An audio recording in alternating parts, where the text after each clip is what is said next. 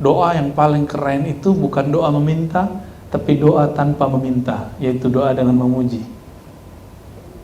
Senang dimintain atau dipuji? Senang dipuji gak? Senang dipuji. Kita gak suka loh dimintain orang, tapi kita senang dipuji. Sifat senang dipuji itu salah satu sifat Allah yang Allah pinjamkan untuk kita semua, ya. Maka hadisnya menyebutkan afdalud doa, doa seruan yang paling bagus bukan ketika kamu menuntut Allah, tapi seruan memanggil yang terbaik ketika kamu memuji Allah. Jadi doa itu arti harfiahnya apa? Menyeru, memanggil. Itu arti aslinya, bukan meminta. Siapa yang nerjemahin doa meminta? Itu orang awam, ya. Ulama kita mengartikan doa itu dakwatun. Dakwatun apa artinya? Menyeru, memanggil. Dan orang sedang dipanggil dengan nama terbaik.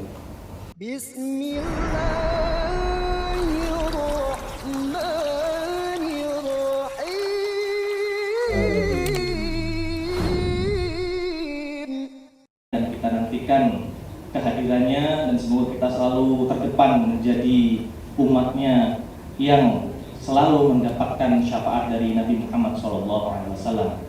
Bapak Ibu hadirin, pada kesempatan yang mulia ini kita kehadiran tamu istimewa Abuya Ar-Razi Hashim dan Wasalan Abuya yang akan memberikan kita siraman rohani.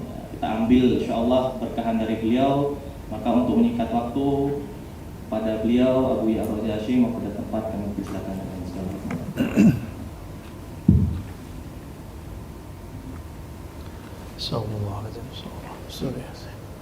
Assalamualaikum warahmatullahi wabarakatuh.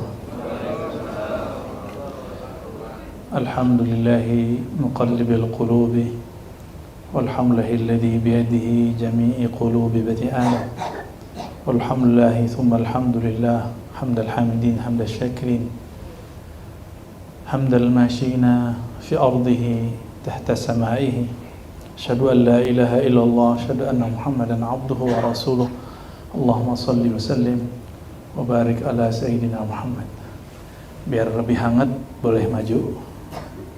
Waktu kita pendek sekali, ya, boleh maju.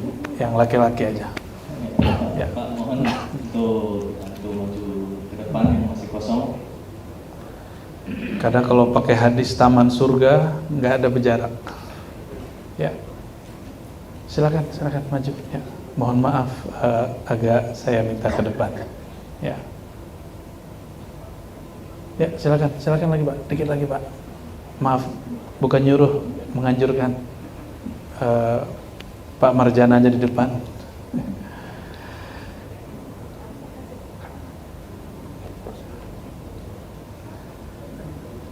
Jadi kalau disebut tadi idza marartum bi riyadil jannah farta'u. Ma hiya ya Rasulullah?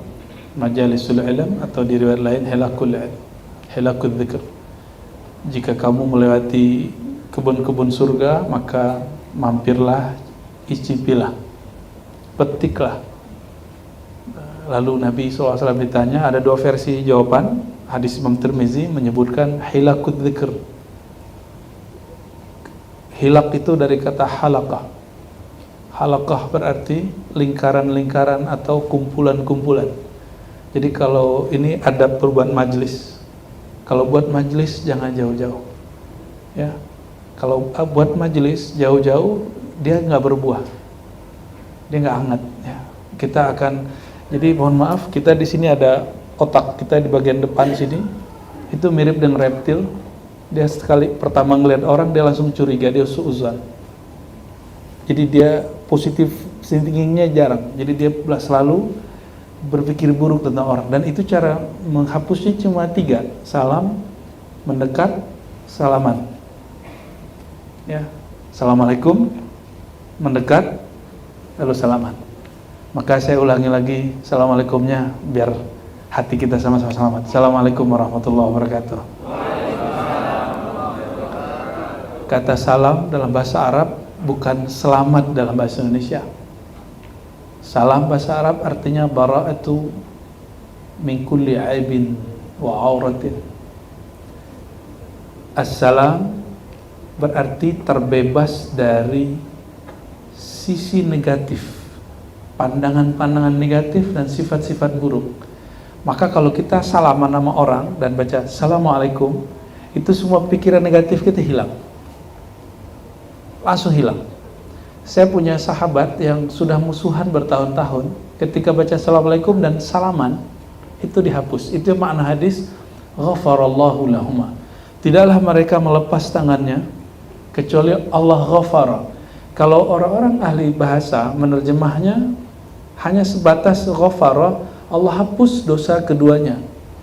Tapi dalam ilmu psikologi ada yang disebut reset memori. Ketika seseorang salaman, menjawab salam, maka Allah akan mereset memori dia, memori masa lalu dia tentang luka di hatinya. Jadi itu kekuatan Assalamualaikum dan salaman. Jadi nanti coba praktekin ke orang yang kita agak kesel sama dia. Assalamualaikum, salaman. Hadisnya begitu ya. Tidaklah mereka melepaskan tangan kecuali ghafarallahu lahuma. Allah hapus, saya menerjemahkannya, Allah akan mereset kembali memori mereka jadi memori yang baru. Ya, senang memori baru atau memori lama? Memori baru. Handphone baru apa handphone lama? Baik, saudara-saudariku yang bukan Allah, ada Pak Amarjana, sahabat lama di Masjid Bintaro ya, juga pernah di tempat beliau. Beliau ini orang beruntung mulu ya. Semoga Allah berkahi beliau dan timnya semua. Barik alaih. Sebelumnya mari kita baca suratul Fatihah untuk diri kita masing-masing. Semoga Allah membuka hati dan pikiran kita. Al-Fatihah. A'udzubillahi minasyaitonir rajim. Bismillah. Ya kenapa ya. Suratul Fatihah. Kalau mau hidup bahagia, mulai bekerja baca Fatihah. Saya dulu otak saya nggak cerdas amat, tapi guru saya bilang kamu kalau mau belajar Fatihah. Baru setelah saya kuliah, saya paham kenapa Fatihah itu dahsyat. Al-Fatihah beda dengan Yasin. Yasin disebut qalbul Quran, qalbunya Al-Quran. Walaupun hadisnya dhaif, tapi dia maknanya sahih. Kalau Quran disebut Al-Fatihah disebut ummul kitab. Apa arti ummu? Ibu, induk. Maka semua ayat di Quran itu turun dari huruf-huruf ayat-ayat yang ada di dalam surat Al-Fatihah. Maka membaca Al-Fatihah, kalau betul memahami maknanya, merasakan dahsyatnya, sebenarnya nilainya setara dengan baca Quran semua. Kalau mengerti maknanya, ya. Dan banyak sekali rahasia-rahasia itu. Saya berharap gak usah doa macam-macam. Afdhalud doa, alhamdulillah, begitu dah hadisnya Imam Tirmizi. Doa yang paling keren itu bukan doa meminta, tapi doa tanpa meminta, yaitu doa dengan memuji. Senang dimintain atau dipuji? Senang dipuji gak? Senang dipuji. Kita gak suka kalau dimintain orang, tapi kita senang dipuji. Sifat senang dipuji itu salah satu sifat Allah yang Allah pinjamkan untuk kita semua, ya. Maka hadisnya menyebutkan afdhalud doa, doa seruan yang paling bagus bukan ketika kamu menuntut Allah, tapi seruan memanggil yang terbaik ketika kamu memuji Allah. Jadi doa itu arti harfiahnya apa? Menyeru, memanggil. Itu arti aslinya, bukan meminta. Siapa yang nerjemahin doa meminta? Itu orang awam, ya. Ulama kita mengartikan doa itu dakwatun. Dakwatun apa artinya? Menyeru, memanggil. Dan orang sedang dipanggil dengan nama terbaik. Dan nama terbaik yang Allah paling suka ada di dalam Alhamdulillahi Rabbil Alamin. Segala puji, semua puji lillah, milik Allah. Dan nama Allah itu nama yang paling disuka oleh Allah. Dan nama kedua yang paling disuka oleh Allah, Rabbil Alamin. Rabb, pencipta, pemberi rezeki seluruh alam. Karena khusus teman-teman semua sedang mencari rezeki, saya menerjemahkan kata Rabb yang mengatur rezeki. Ini coba lihat, duduknya sama, kantornya sama, rezekinya beda nggak? Gajinya sama loh, tapi rezekinya beda kan? Gajinya sama, tapi rezeki bisa beda, karena gaji dan rezeki berbeda. Kita bekerja tiap hari, tapi yang duluan berangkat merebut masjid untuk umroh, bisa begitu? Kenapa? Dia nggak dapat gaji, tapi dia dapat rezeki. Itu beda. Maka rezeki itu artinya anugerah dari Allah SWT, dan Allah itu kalau memberi la yahtasib, Allah nggak ngitung. Tapi kita sering menghitung-hitung. Nah ini, kita sering mengunci rezeki kita sendiri. Apa kata Allah SWT, hadis qudsi, ana inda zanni abdi, aku berdasarkan persepsi hambaku. Kalau persepsi kita tentang Allah maha rezeki itu sedikit, maka Allah ngasih sedikit. Itu sebabnya orang-orang gak berkembang. Dia akan stagnan di dunia dia. Saya mah apa? Dia diskon dirinya, padahal Allah menciptakan dia sempurna. Ya. Jadi jangan pernah mendiskon diri kecuali kepada Allah. Kalau ke manusia jangan diskon diri, kita harus pede. Orang Indonesia ini kan terlalu tawadu, tapi nggak di tempatnya. Kamu bisa bahasa Inggris nggak? Bisa dikit-dikit gitu ya. Kamu bisa bahasa Arab nggak? Bisa dikit-dikit. Saya pernah begitu dulu ketika berjumpa orang Arab. Dia bilang, kamu kalau bisa bilang bisa. Kalau nggak bisa bilang nggak bisa. Kami butuh orang yang jelas bisa dan tidak bisa, mampu atau tidak mampu. Nah, kita sering tawadu tidak pada tempatnya. Tawadu itu waqfid janahaka lil mu'minin. Jadi tawadu itu di hadapan orang yang beriman dalam urusan keimanan, bukan dalam urusan pekerjaan. Dalam pekerjaan kamu bisa, saya bisa, gitu. Ya, para sahabat begitu kalau perang. Mereka kalau perang malah nawarin, wahai Rasulullah, kalau saya begini gimana? Kalau saya begini gimana? Gitu. Bahkan mereka sempat ada yang offer itu. Maka Nabi SAW cut ketika mereka menginginkan kekuasaan. Jadi sahabat radhiyallahu taala anhum didik baginda Nabi Muhammad SAW itu betul-betul percaya diri, sehingga mereka kadang-kadang satu bagian ada Bani Asy'ariyin itu offer. Mereka minta untuk jadi direktur zakat. Jadi ada Bani Asy'ari namanya, mereka minta jadi direktur zakat. Ini kan lagi rame nama Asy'ari toh. Semoga Allah tutup aibnya ya. Saya gak suka berita itu. Itu berita kenapa diulang-ulang terus ya. Kayaknya kita ini orang paling suci. Pada jujur aja, pernah nakal nggak mikirnya? Otaknya pernah nakal. Maka kita kalau dengar aib orang langsung matiin, doakan ya Allah tutup aib dia. Ya, saya selalu begitu. Ya. Karena kita nggak tahu hari ini kita suci, besok mungkin kita kotor. Hari ini kita soleh, besok mungkin kita jadi toleh. Kata orang Arab, toleh itu jahat. Hari ini kita sok-sok soleh, kayak alim. Besok-besok mungkin maksiat. Dengan maksiat yang nggak pernah dilakukan oleh umat manapun. Ya, masa depan wallahu alam kita nggak ada yang tahu. Oke, kembali ke sini. Saudara-saudariku, ketika memulai suatu apapun, mulailah dengan menyebut nama Allah. Karena ada hadis yang kita sering dengar, kullu amrin la yubda bilhamdalah fahuwa aqta, fahuwa abtar. Ya. Segala sesuatu yang tidak mulai dengan memuji Allah, maka orangnya akan sewot. Abtar, aqta itu berarti kebaikannya habis. Apa maknanya? Orang itu jadi nggak mood. Kalau kita memulai dengan memuji, positif atau negatif? Orang yang memulai dengan mood yang baik, maka dia akan diberkahi. Jadi kalau mulai bekerja, jangan sampai moodnya jelek. Tadi saya dapat satu belajar ilmu dari Pak Marjana. Beliau kalau ke kantor sering goes, ya. Tapi saya bilang, ya, kami dua hal yang beda. Saya punya hal yang buruk tentang goes, sedangkan Pak Marjana punya hal yang baik tentang goes. Beliau itu dapat keajaiban dari goes, punya suatu kenangan indah dari goes. Kalau saya enggak, dengan goes sepeda saya hilang. Jadi tuh kalau ingat sepeda, saya ditawarin pernah ada sepeda harga 40 juta oleh kawan. Nih pakai nih, lu pakai nih, gratis. Saya bilang enggak. Ada trauma di dalam diri saya tentang sepeda.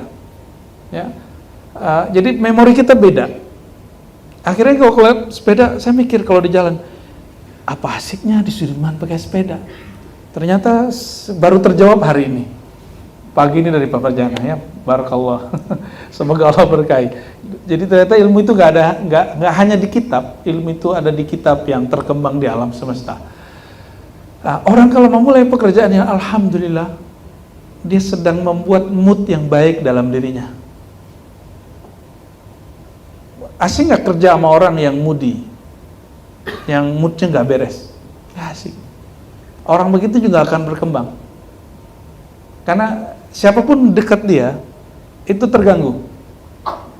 Sedangkan dalam hadis dikatakan, al-muslimu man salimal muslimuna min lisanihi wa yadihi. Muslim yang ideal itu orang yang terjaga dari sifat mood yang buruk dari lisan dan sikap dia. Orang kalau moodnya jelek, ngomongnya nggak enak.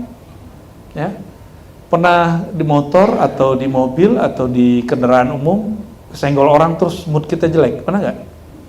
Ya, ini baru kemarin. Saya baru sekali ini nyenggol orang dari belakang. Kemarin pulang dari Ayen, bawa anak-anak ke liburan, biasa Jakarta Bekasi, masya Allah. Kita nyampe di tengah, lampu merahnya nyala. Di kanan pada nyesek, pada ngebel, di kiri depan belum selesai. Kepanikan saat itu, akhirnya saya maju, ternyata lumayan kenalan sama mobil samping kiri. Tapi kita mencoba untuk tidak marah, saya minta maaf segala macam. Tapi siapa yang kena? Orang samping kiri kanan kita, itu moodnya langsung jelek sampai malam tadi, sampai sebelum tidur. Orang yang tinggal di dekat saya, maksudnya istri saya sendiri, itu moodnya jelek karena melihat ada orang di jalan menyebar mood yang tidak baik. Nah, ternyata kalau kita di jalan, itu syaitan itu sangat gampang nyambar orang. Dalam hadis Nabi SAW dikatakan, inna syaitan yajri majrad dam. Ya. Sungguhnya syaitan itu mengalir di setiap pembuluh darah. Di mata ada darah? Ada. Benar. Di mata ada darah? Kalau nggak bisa lihat. Coba cek dulu. Di telinga ada darah? Itu sebabnya kita, karena di sini ada syaitan, mata ini senang melihat orang tengkar. Ngelihat. Tapi kalau kita yang mengalami, kita nggak enak. Tapi hati-hati, ngelihat orang tengkar, itu syaitannya nempel sini. Itu mempengaruhi mood. Ngelihat ada orang disalib jatuh, itu nggak enak. Maksud saya sederhana, teman-teman semua. Kalau mau bekerja, sebelum masuk kantor, usahakan berwudu. Kalau mbak-mbak ini kan pakai bedak ya, minimal cuci tangan. Itu conditioning, yang kita sebut conditioning. Jadi sebelum masuk ke suatu tempat yang kita mesti butuh fokus, lakukan apa yang disebut conditioning. Itu yang Nabi SAW katakan ya, bahwa wudhu itu ada cahaya di dalamnya. Dan wudhu artinya dua. Pertama mencuci tangan, yang kedua wudhu sholat. Jadi wudhu itu ada dua, wudhu li sholat atau wudhu lughatan. Wudhu untuk sholat, sudah paham pastinya, ada wudhu cuci tangan, dan itu semuanya conditioning. Ya, jadi Nabi itu memperhatikan sekali sahabat-sahabat untuk conditioning untuk melakukan segala sesuatu. Kembali ke hadis yang tadi. Alhamdulillah, ya, kalimat memuji Allah itu adalah doa tertinggi, karena dia berdoa tanpa meminta. Maka doa tertinggi adalah doa tanpa meminta, tapi doa dengan memuji. Karena kata doa bukan meminta-minta sebenarnya, tapi adalah memanggil. Ya, ad-doa nida'un lirrabb. Doa itu memanggil Allah Subhanahu wa taala. Ya, dan Allah memberikan salah satu sifat dalam diri kita, yaitu sifat nur rububiyah namanya. Nur rububiyah itu nur pengasuhan, mengurusi. Bapak Ibu, saudara-saudariku, teman-temanku, ketika kita punya anak, kita mau ngurus anak nggak? Nah, di dalam hadis, dalam Quran juga ada doa ketika kita mendoakan orang tua. Ya Allah, sayangi orang tuaku kama rabbayani shaghira. Rabbayani, rabba itu asal katanya Rabb rububiyah. Maka saya menyebut ini nur rububiyah, cahaya yang Allah titip dalam diri, ilmu yang Allah titipkan dalam diri, rasa yang Allah titipkan dalam diri untuk ingin memperhatikan orang. Ya Allah, sayangi orang tuaku seperti orang tuaku dulu mengurusku waktu kecil. Gitu. Seperti dulu orang tuaku menyayangiku waktu kecil. Maka isi dari kata Rabb itu adalah kasih sayang. Jadi kalau diterjemah, Alhamdulillahi Rabbil Alamin, segala puji milik Allah yang mengurusi semua alam dengan kasih sayangnya. Seperti bahkan lebih dahsyat, lebih sempurna melebihi orang tua kepada anaknya. Maka ada hadis qudsi menyebutkan, hadisnya Sahih Bukhari, Innallaha ghayurun, Allah itu maha pencemburu. Innallaha rahimun, Innallaha arham bi'ibadihi, Allah lebih sayang kepada hambanya melebihi ibu kepada waladiha, kepada anaknya. Ibu mendengar anaknya nangis, ibu yang baru, ada yang baru ngelahirin nggak? Nggak. Dengar anak nangis, atau sudah pernah punya anak sebagian?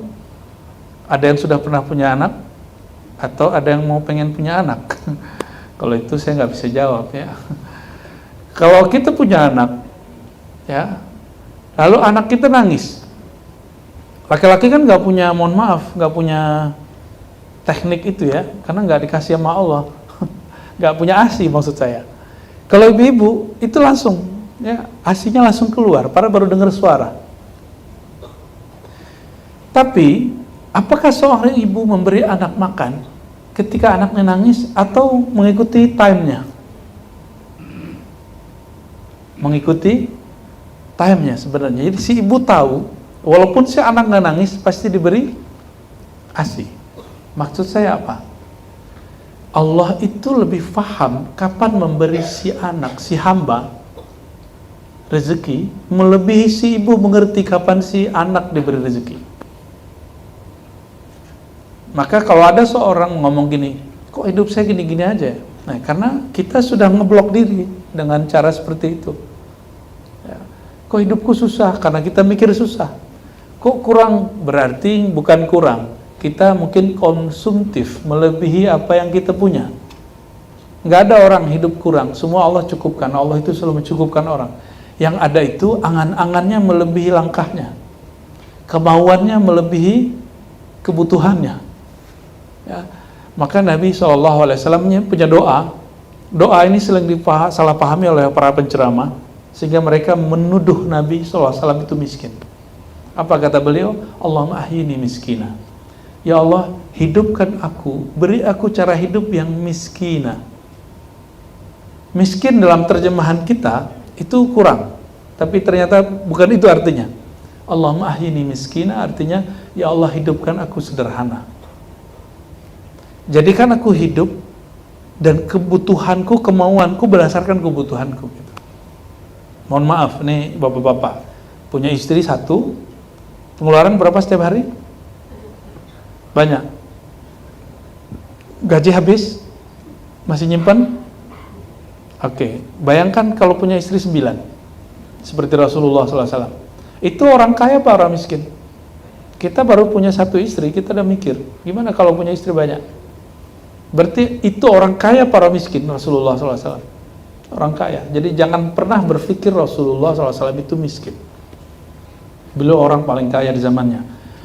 Percaya nggak? Nabi punya kuda 20. Punya onta lebih dari 20. Kuda itu sama hari ini dengan apa namanya yang baru keluar nih, Toyota apa tuh yang 2,4 itu, Land Cruiser. Mulai dari yang begitu sampai Fortuner Nabi punya, kira-kira begitu. Dulu kan nggak ada pabrikan Jepang. Bahkan Nabi punya himar yang merah, dan itu paling mahal, mirip-mirip kayak apa mobil yang warna merah nyala itu, Ferrari. Itu kendaraan paling Nabi suka untuk santai-santai belusukan. Nabi belusukannya pakai kendaraan terbaik. Dan Nabi suka masuk pasar. Kalau sekarang showroom, pasar ternak khusus untuk kendaraan perang, kendaraan style, Nabi sering masuk. Dan beliau SAW sering bertransaksi dan akan ditipu oleh orang-orang Arab jahiliyah. Jadi pernah beliau mau beli kuda. Terus tawar-menawar dengan orang Arab Badui. Bayangin ini Arab Badui. Arab Badui ini nggak punya adabnya. Tapi mereka baik ya. Sudah deal dengan Rasulullah SAW. Tiba-tiba ada orang lain nawar yang lebih tinggi. Dan dia buat deal yang baru. Akhirnya orang Arab Badui tidak menyerahkan itu kuda kepada baginda sallallahu alaihi wasallam ketika beliau menyerahkan uang. Apa yang kemudian Nabi sallallahu alaihi wasallam lakukan? Wahai orang-orang di pasar, di showroom ini kira-kira gitu, siapa yang mendengar aku tadi transaksi dengan Arab Badui? Rasulullah sallallahu alaihi wasallam itu nggak ada yang kasihin. Karena orang-orang udah pergi, Arab Badui ini orang udah pergi nih, maka dia buat deal yang baru, transaksi baru. Ternyata ada namanya Khuzaimah, ya, Ibn Thabit. Dia kemudian mengatakan, aku wahai Rasulullah. Padahal Khuzaimah ini nggak pernah menyaksikan, dia cuma ngeliat dari jauh, tapi nggak tahu kalau Nabi transaksi. Dan Khuzaimah itu kemudian Nabi kasih gelar, hai Khuzaimah, kenapa engkau bersaksi bahwa aku transaksi, padahal engkau tidak melihat dekat? Jawaban dia apa? Sejak kapan Rasulullah itu bohong? Kalau Rasulullah sudah mengatakan aku melakukan sesuatu, pasti itu benar, maka aku langsung angkat tangan. Itulah kekurangan orang di pasar. Mereka melihat Nabi SAW seperti orang biasa. Ini kalam dari orang-orang kafir Quraisy, ya. Orang-orang kafir Quraisy, orang-orang Yahudi, apa kata orang-orang Yahudi? Apakah kamu punya Rasul yamshi fil aswaq, yang jalan-jalan di pasar? Nah, Nabi melawan tren itu, bahwa Nabi nggak boleh di pasar. Nah, maksud saya apa menyebut hal ini? Nabi SAW itu orang yang sangat keren, tapi hidupnya sederhana. Dan kalau ada orang yang meminta sesuatu darinya yang menurut dia butuh, maka Nabi memberi. Nah, inti dari kajian ini, teman-teman, kembali kepada lafaz Alhamdulillah tadi. Ya, jika ingin hidupnya diberkahi, wiridnya nggak usah banyak-banyak, baca aja Alhamdulillah banyak-banyak. Ya, ini saya tutup dengan sebuah hadis. Nabi SAW mengatakan bahwa para malaikat di langit dan di bumi, mereka diberi rezeki itu dengan memuji Allah. Ya, apa yang mereka baca? Subhanallah wa bihamdi, Subhanallah hil azim. Maha suci Allah, maha terpuji Allah. Segala puji bagi Allah. Maka ketika Imam Bukhari menutup kitab hadisnya, beliau menutup dengan bab ini, bab tentang tasbih, dan Imam Tabrani, Abu Naim mengatakan, inilah rezeki malaikat. Siapa yang ingin diberkahi rezekinya, amalkan subhanallah bihamdi azim 100 pagi sore. Ya, itu zikir dari Nabi SAW. Secara zahir di dunia diberkahi, di akhirat orang yang punya subhanallah bihamdi azim, dia punya coupling, disebutkan subhanallah bihamdi subhanallah azim gharsun fil jannah, hadis sahih Muslim. Orang yang membaca subhanallah bihamdi subhanallah azim, dia sedang menanam pohon-pohon dengan coupling yang luas di sorga. Itu kalau pohon jadi, itu kalau dilewatin di bawahnya 100 tahun perjalanan baru nyampe di pohon yang satu lagi. Saking tinggi dan besarnya pohon itu. Pengen punya coupling? Tidak hanya di sini umur kita paling-paling 60 sampai 70, karena sedikit yang lewat daripada itu, kata Nabi SAW. Maka setiap pagi tabunglah coupling yang lain, dan gak usah khawatir anak istri kita gimana nanti, karena anak istri sebelum nikah sama kita, dia sudah dijamin oleh Allah. Maka setelah kita mati, siapa yang jamin mereka? Juga Allah. Jadi gak usah khawatir, hidup rileks, apa yang ada itu dijalani. Nah, semoga sedikit kajian pada pagi ini melatih kita supaya mood kita bagus, kerja bahagia, rezekinya dicukupkan, bahkan dilebihkan Allah Subhanahu wa ta'ala. Amin ya rabbal alamin. Ya wassallallahu ala Muhammad. Assalamualaikum warahmatullahi wabarakatuh. Waalaikumsalam warahmatullahi wabarakatuh. Syukran jazakumullah atas nasihat, jangan tausiah yang diberikan pada pagi ini. Selanjutnya tanya jawab, kami buka untuk pertanyaan terlebih dahulu bagi Bapak Ibu yang hadir di sini ataupun yang hadir secara online via Zoom, bisa angkat tangan untuk bertanya. Bapak Ibu hadirin yang hadir pada di tempat ini. Itu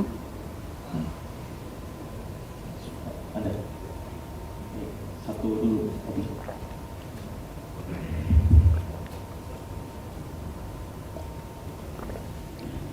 Bismillahirrahmanirrahim. Assalamualaikum warahmatullahi wabarakatuh. Assalamualaikum. Apa izin bertanya, Ustaz? Tadi kan kata Ustaz, doa yang terbaik itu adalah doa memuji kepada Allah Subhanahu wa Ta'ala. Tetapi ada beberapa ujangan juga dari orang-orang yang menyatakan bahwa kalau berdoa itu harus sedetail mungkin. Kamu maunya apa? A, B, C, D, katanya. Dan berarti itu sebenarnya kita meminta dong. Nah, bagaimana hukumnya dan apakah doa kita itu tuh doa yang sedetail itu Allah menerimanya atau tidak gitu, Ustaz. Terima kasih. Oke. Assalamualaikum warahmatullahi wabarakatuh. Assalamualaikum. Itu ala motivator, bukan ala orang yang mengenal Allah dan Rasulnya. Mohon maaf ya, saya melawan tren itu. Karena yang paling mengerti Allah Rasulullah SAW. Apa kata Rasulullah SAW? Afdalud du'a, alhamdulillah, hadis sahih riwayat Imam Tirmizi. Doa yang paling sempurna, paling afdal, bukanlah doa meminta, tapi doa memuji. Ini hadisnya jelas. Lebih sempurna, lebih benar Nabi atau motivator? Lebih benar Nabi atau Ustadz? Nabi Sallallahu Alaihi Wasallam. Ya. Terus sebenarnya maksudnya bukan spesifik. Yang dimaksud itu bukan spesifik, tapi kalimatnya di Quran adalah ammay yujibul muttarra idza da'a. Bukan spesifik, tapi disebut terpaksa yakin. Lalu siapakah ammay yujibul muttarra? Menjawab, mengijabah dari orang yang merasa terpaksa. Terpaksa itu yang disebut doa kepepet. Jadi the power of kepepet itu kan sempat ramai itu ya. Itu diambil dari ayat itu. Nah kalau itu oke lah, sahih lah itu.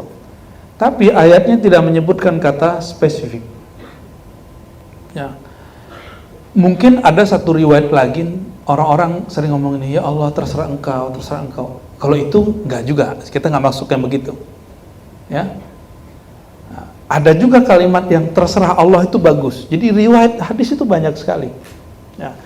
Saya mau tanya, yang tahu kebutuhan kita itu kita sendiri atau Allah lebih tahu?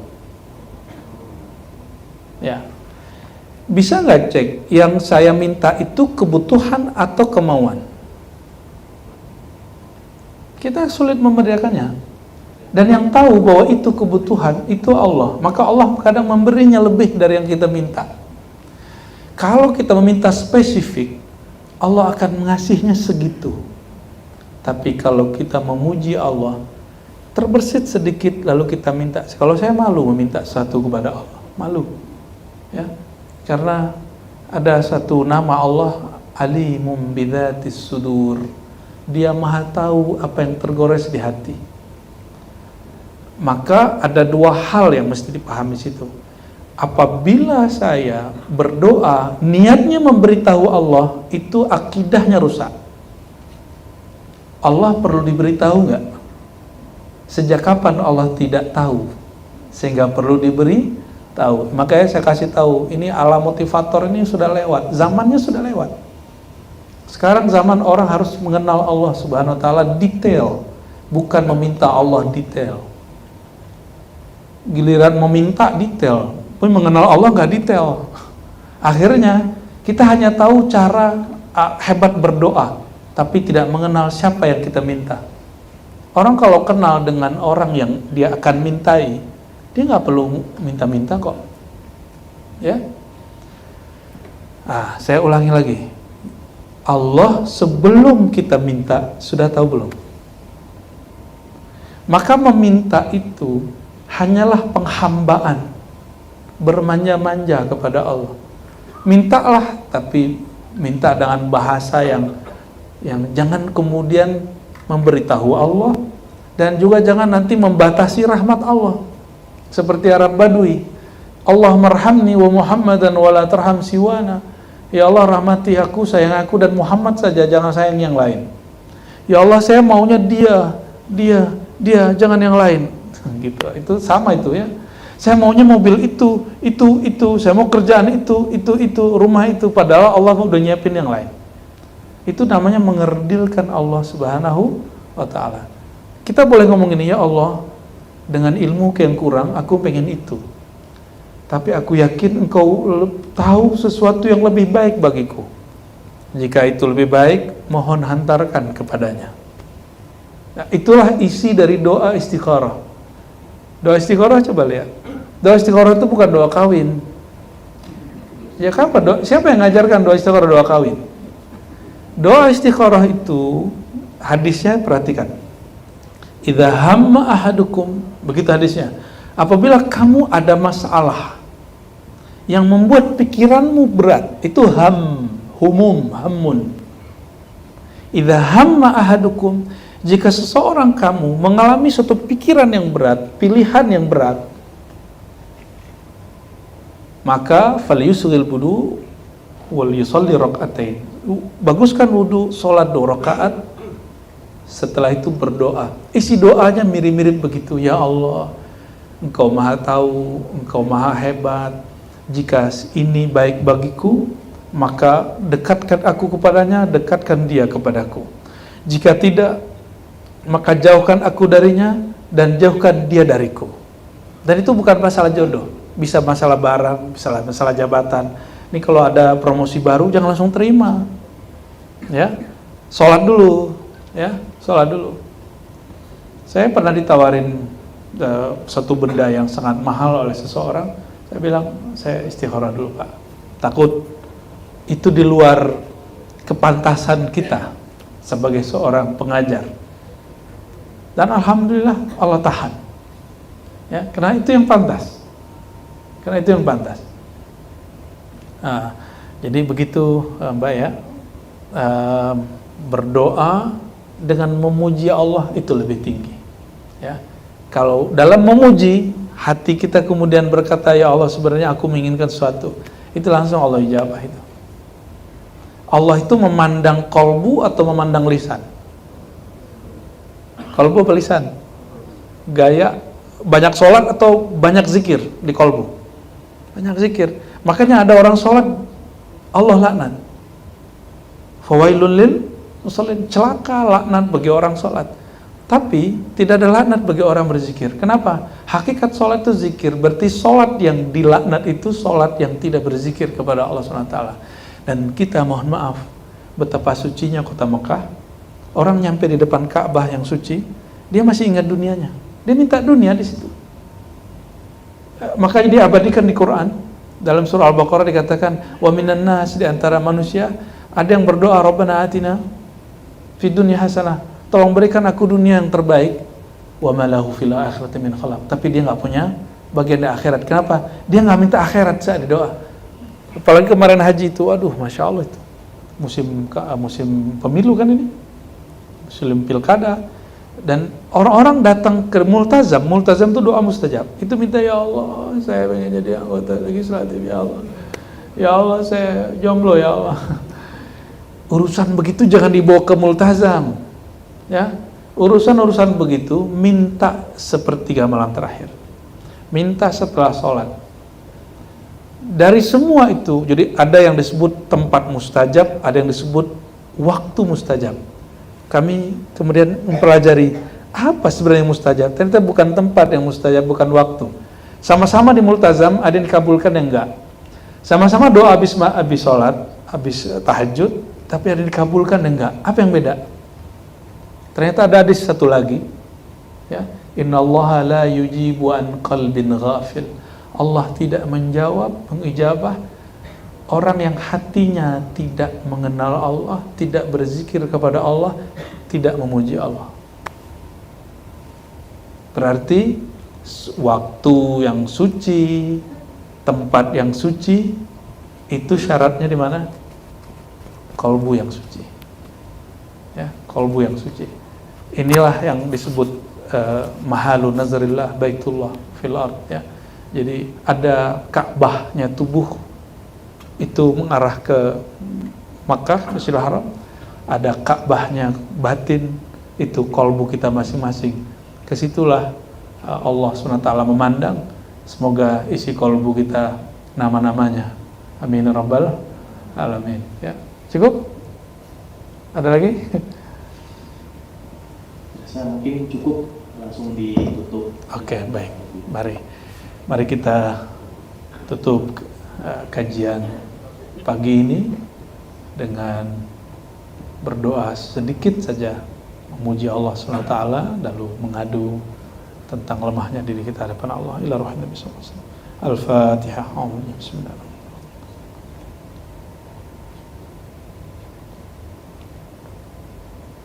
A'udzu billahi minasyaitonir rajim. Bismillahirrahmanirrahim. Allahumma ya Rahman ya Rahim ya Karim ya Azim, shalli ala nabiyyina Muhammad. Ya Allah yang Maha mendengar, ya Sami', ya Qarib, ya Mujib, ya Basir. Ya Allah yang Maha mendengar isi hati kami, yang Maha melihat isi hati kami, yang Maha tahu masa lalu kami, yang Maha tahu semua dosa-dosa kami, yang Maha tahu semua kedurhakaan kami, yang Maha tahu semua kesalahan kami, tapi tetap memberi kami, tapi masih selalu memberi rezeki kami. Lakal hamdu ya Allah. Terima kasih ya Allah. Kami mendurhakai Engkau, tapi Engkau tetap memperhatikan kami. Kami banyak melanggar syariat-syariat Engkau, tapi Engkau tetap memaafkan kami. Ya Karim ya Aziz ya Afu, nas'aluka al-'afwa wal afiyah. Oleh karenanya ya Allah, karena kami tidak tahu bagaimana perubahan hati kami ya Allah, karena hati kami biyadika ya Allah, hati kami di tangan Engkau ya Allah. Fa nas'aluka ats-tsabat 'alal iman wal islam wal ihsan. Mohon jika Engkau ubah hati kami, jika Engkau gerakkan hati kami, jika Engkau pindahkan pendirian kami, pindahkan, gerakkan, ubahlah kepada yang Engkau ridai, yang Engkau cintai, yaitu nur iman, nur Islam, nur ihsan. Allahumma ya Allah, Engkau Maha tahu semua hajat kami, dan ampuni kami ya Allah yang meminta lebih daripada kebutuhan dan hajat kami. Ya Allah, inna nas'aluka an taqfiyana. Ya Allah, kami memohon cukupkan kebutuhan kami. Dan ya Allah, kami meminta bukan karena kami ingin memberitahu Engkau ya Allah, tapi karena kami bermanja-manja sebagai hamba kepada Engkau ya Allah. Allahumma ya alim ya azim ya halim ya halim, anta rabbuna wa ilmuka hasbuna fa ni'mal rabbu wa ni'mal hasbu. Ya Allah, cukuplah pengetahuan Engkau sebagai dasar hidup kami, bahwa Engkau Rabbul Alamin, yang Maha mengurusi alam semesta dengan kasih sayangnya. Farhamna ya Allah. Ya Allah, jangan keluarkan kami dari kasih sayang Engkau ya Allah. Allahumma ya Allah, terakhir ya Allah, apabila Engkau melihat kami bermaksiat kembali, lupa kembali, lalai kembali, durhaka kembali, fadzakirna bi lutfik, fadzakirna bi rahmatik. Jangan tegur kami dengan jalal ketegasanmu ya Allah. Jangan Engkau tegur kami dengan siksamu ya Allah. Jangan tegur kami dengan bala bencana ya Allah. Fadzakirna bi rahmatik. Tegurlah kami dengan kasih sayangmu ya Allah. Tegurlah kami dengan lutfika wa hilmik, dengan kelembutan dan kesantunanmu ya Allah. Allahumma la takilna ila anfusina, la takilna ila anfusina. Mohon ya Allah, jangan lepaskan diri kami kepada diri kami. Tolong ya Allah, jamin diri kami, atur diri kami, kendalikan diri kami. Rabbana atina fid dunya hasanah wa fil akhirati hasanah wa qina adzabannar. Ya Allah, kami memohon kebaikan di dunia dengan mengenal Engkau, patuh kepada Engkau, dan kebaikan akhirat terbebas dari siksa Engkau dan memasuki surga Engkau. Amin ya rabbal alamin. Sallallahu ala sayyidina Muhammad walhamdulillahi rabbil alamin. Allahumma salli ala sayyidina Muhammad. Assalamualaikum warahmatullahi wabarakatuh. Waalaikumsalam warahmatullahi wabarakatuh. Terima kasih kembali kami ucapkan kepada mulia atas ujangan dan silaturahmi dengan syariat. Kami selaku, jika ada kebaikan dalam video ini, itu datang dari Allah. Jangan lupa tinggalkan jejak kebaikanmu ya. Like jika kalian suka, dan subscribe agar pesan ini terus menyebar. Berikutnya kita bahas apa lagi ya? Silahkan tulis di kolom komentar. Sampai jumpa di Suara Hati Islami berikutnya. Wassalamualaikum warahmatullahi wabarakatuh.